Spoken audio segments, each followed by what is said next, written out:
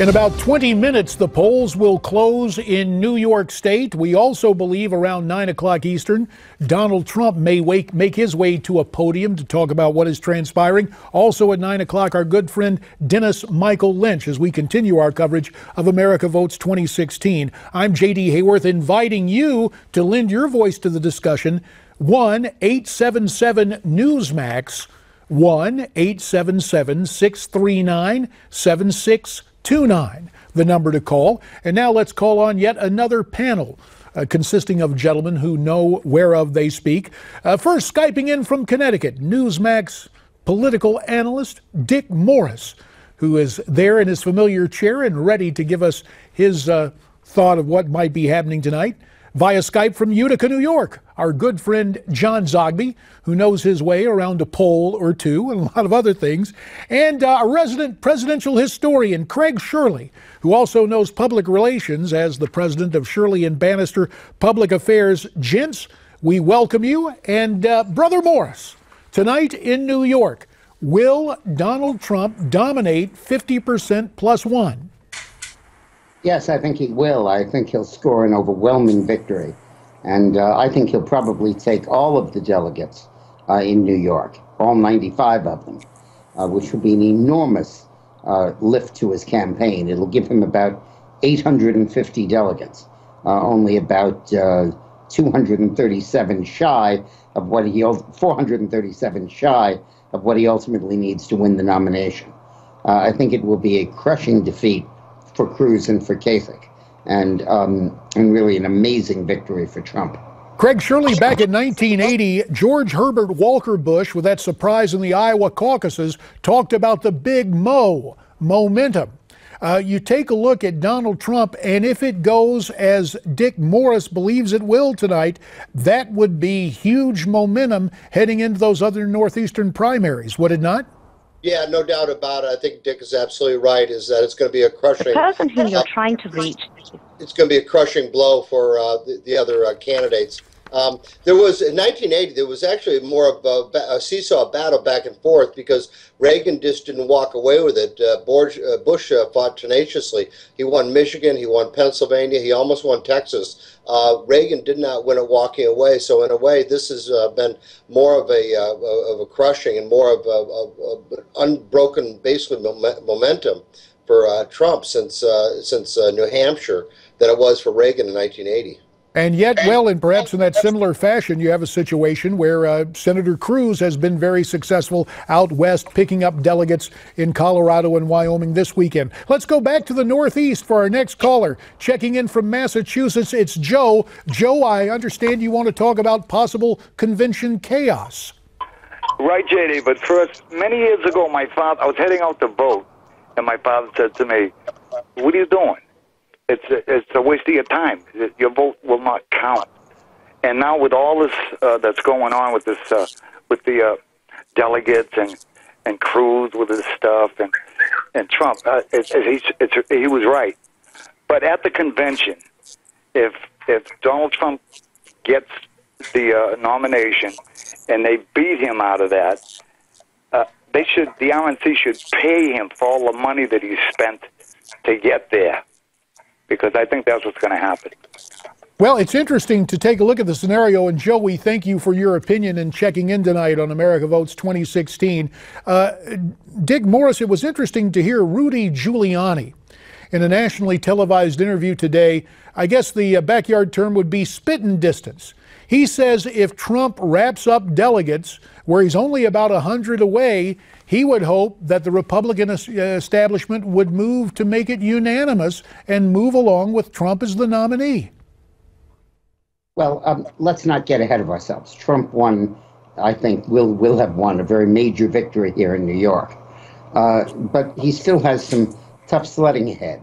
In Pennsylvania, he probably will win, carry over from the momentum in New York, but those delegates are unbound, and Cruz has done a very good job of getting some of his folks nominated, and we'll see how many he can get elected. And then you move out west. I mean, basically, this is a sort of east versus west. The only eastern state that Cruz has carried is Wisconsin, and the only real western state that Trump has carried is Arizona. Ultimately, this is a real sort of divide of the Mississippi River, not the north-south, red-blue, but east-west. The next state coming up is after this next week, which is Pennsylvania, Delaware, Maryland, Rhode Island, and Connecticut, where you can expect Trump to sweep and do very well. Then you have Indiana, which may well go for Cruz and Kasich. It borders on Ohio. And then you go to Nebraska, which should be as much Cruz country as Kansas and Iowa and any of those states were.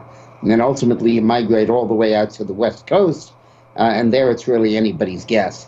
So let's not get ahead of ourselves at this point. Well, fair enough. We'll take it back to tonight. And John Zogby, who monitors numbers and polls and knows a thing about them, from your vantage point tonight in Utica, do you see any districts where Kasich or Cruz can prevail, or will this be that type of victory that Dick Morris talked about for Donald Trump, where Donald could get all 95 of the delegates? Oh, I think Donald can get all 95 of the delegates. There's really no indication at all that I have, upstate in particular, that Kasich or Cruz have caught on well enough at all. Possibly, an opportunity to hold Donald below 50% in a couple of districts and maybe pick up a delegate or two. I think it might be close in a few, but it looks to me, honestly, and I've polled a few congressional districts and asked this question, it looks like Donald Trump could very well walk away with all of the 95 delegates here in New York. We thank you for that assessment of New York, John. And now let's go back to our telephone line and welcome in from Colorado, Bonnie. And Bonnie, I understand that you were a delegate to the Colorado Convention a couple of weeks ago. Yes, I was. Give us your take on what transpired there. My take on the whole process, it was fair. I went back to national 4 years ago also. I blame voters. We have been so in la-la land for years. In Colorado, we have a process. We have a caucus process now. When I went to the state assembly and we chose our delegates, Cruz came in and talked to the delegates. Okay, I knew who I was for when I went up there. And I ran off. There were 600 delegates running to go to national. I ran off about 20 pages. Only one page for Trump, and about 10 pages for Cruz, and then all the rest were unpledged. Trump did not have organization.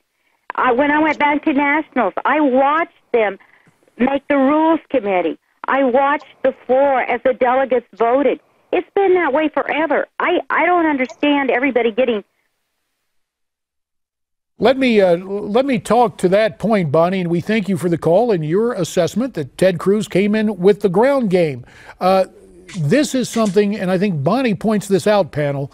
The fact is that Cruz has put together a very good ground game, as we call it colloquially, around the country to be ready to deal with these different rules.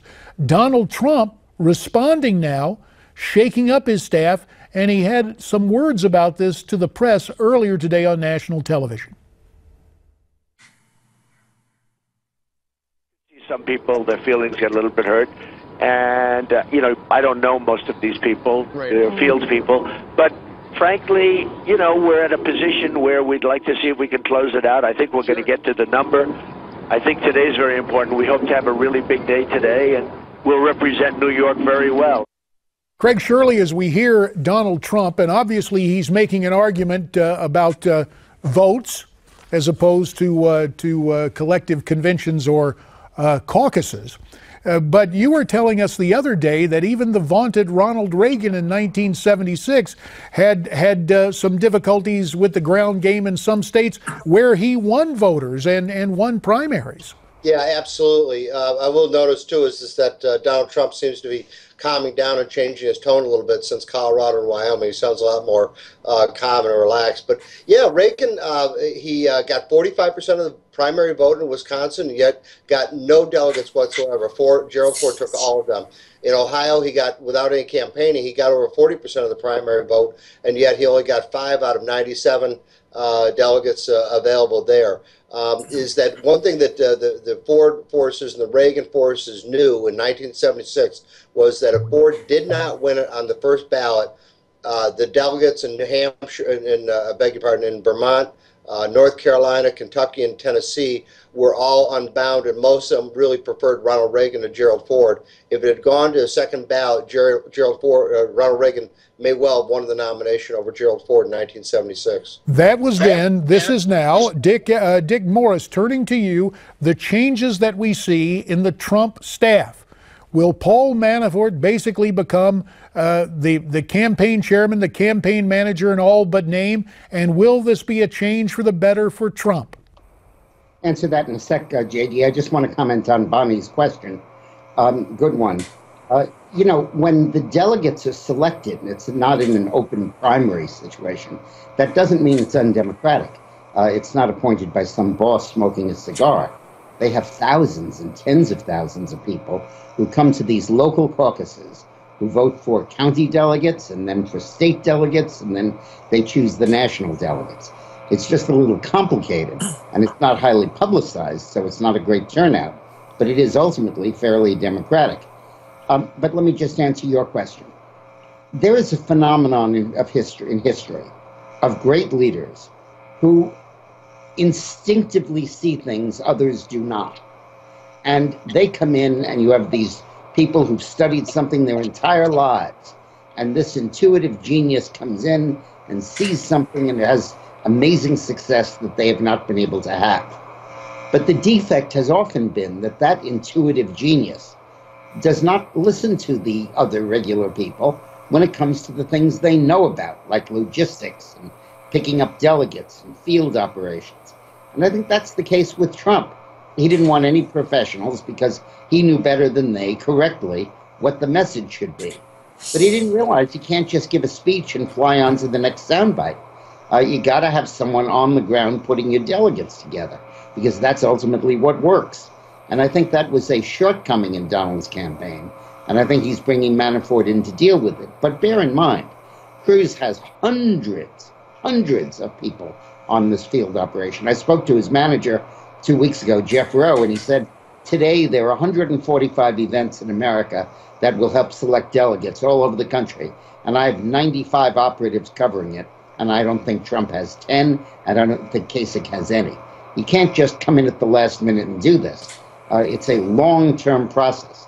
What it means is that if Trump does not get a first ballot victory, Cruz will probably win on the second ballot.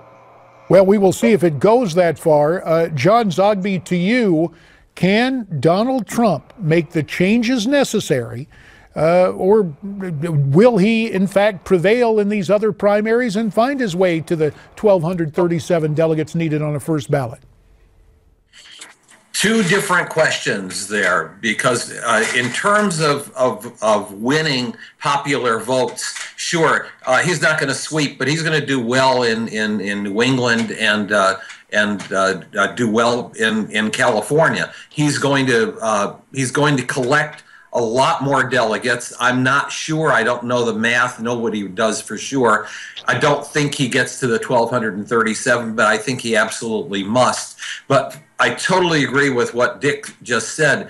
This is a rule breaker who is running, and that is an essential ingredient to why he's doing as well as he is, but at the same time, he's not mastering the rules of engagement. And it may be late in the game for him to do that. And we have to master the rule of time in television. Pay attention to where we are as the polls are going to close in New York State in less than 10 minutes. Our thanks to John Zogby checking in from Utica, New York. Dick Morris continues to offer his thoughts tonight from Connecticut, and presidential historian Craig Shirley there from Northern Virginia, talking about how the past can affect the present and the future. Now, We want to make sure you remember the phone number to call to let us know how you feel about things. 877-NEWSMAX, 877-639-7629. When we come back, John Bachman to update us on what is transpiring in terms of the exit polls and other news as America Votes 2016 rolls on.